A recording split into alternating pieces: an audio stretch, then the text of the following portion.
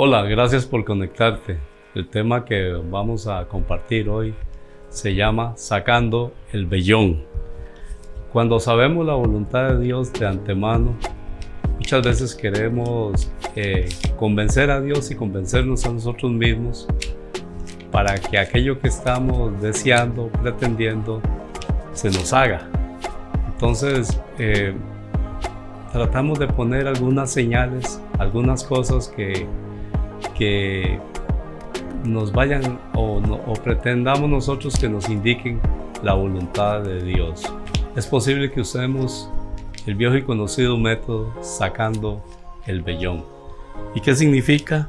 Leo para ustedes en el libro de Jueces, capítulo 6, verso 36.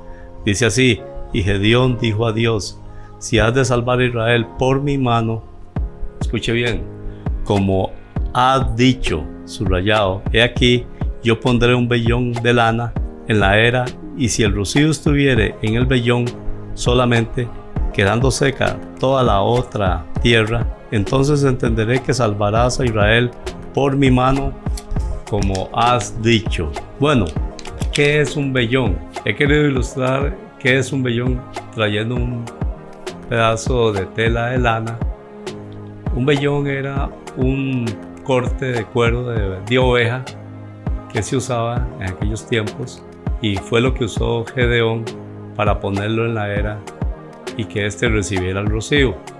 Al parecer que al conocer la historia de Gedeón en el libro de Jueces, muchos nos aventuramos y tratamos de conocer la voluntad de Dios pidiendo una señal, diciéndole: Dios, estás conmigo en esto, pero en el fondo de nuestros corazones sabemos que no, y pareciera que tratamos de convencer a Dios y convencernos a nosotros mismos utilizando o solicitándole a Dios una señal.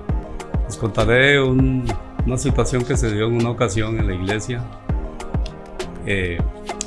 Dos hermanos quisieron iniciar una empresa asociándose con gente no cristiana. Ellos llegaron, pidieron oración, pidieron la bendición de la iglesia y pusieron algunas señales para saber o tratar de conocer la voluntad de Dios. No obstante, en la iglesia se les hizo ver el peligro que podían correr al asociarse con los incrédulos.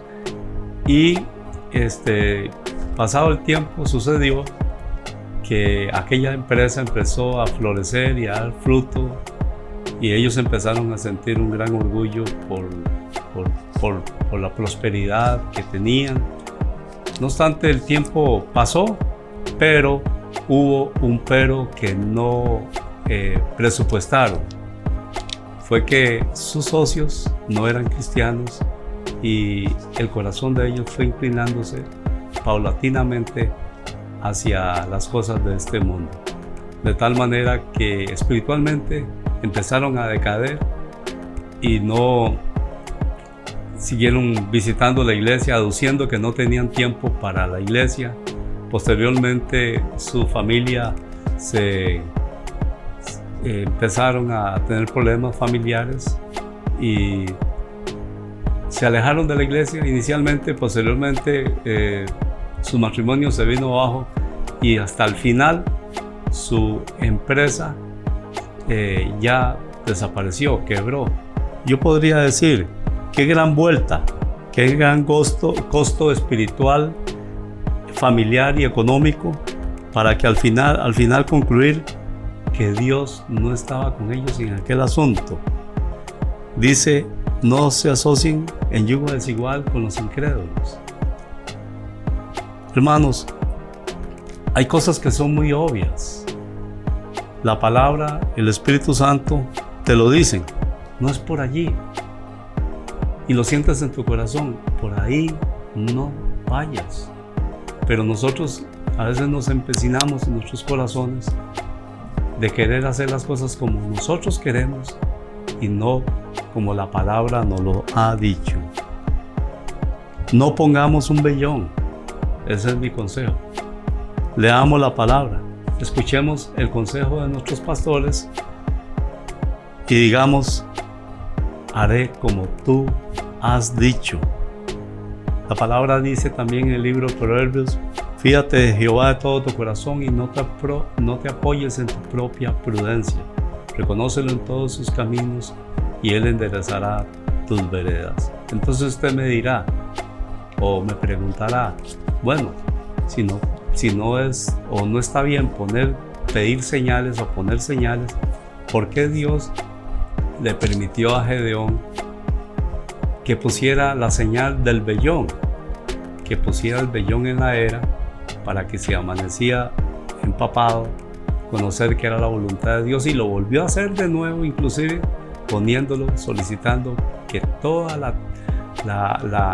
la tierra estuviera empapada y el vellón seco, y Dios se lo concedió. Bueno, pero ¿por qué Dios le concedió a Gedeón esta consideración? Podría decir dos aspectos. Número uno, escaseaba la palabra en aquel entonces y Gedeón no tenía acceso a ella. Número dos, era el plan, era la idea de Dios lo que estaba en juego. Era la liberación del pueblo de Dios. Cuando leas la historia te vas a enterar de eso. Y no era más bien el plan o el interés de Gedeón en su corazón salir adelante con este plan. La palabra que tenemos en nuestras manos contiene 66 libros, suficientes para encontrar el consejo de Dios para nuestras vidas. Además, como lo dije hace un rato, tenemos a nuestros pastores, tenemos a nuestros líderes, tenemos acceso al consejo divino.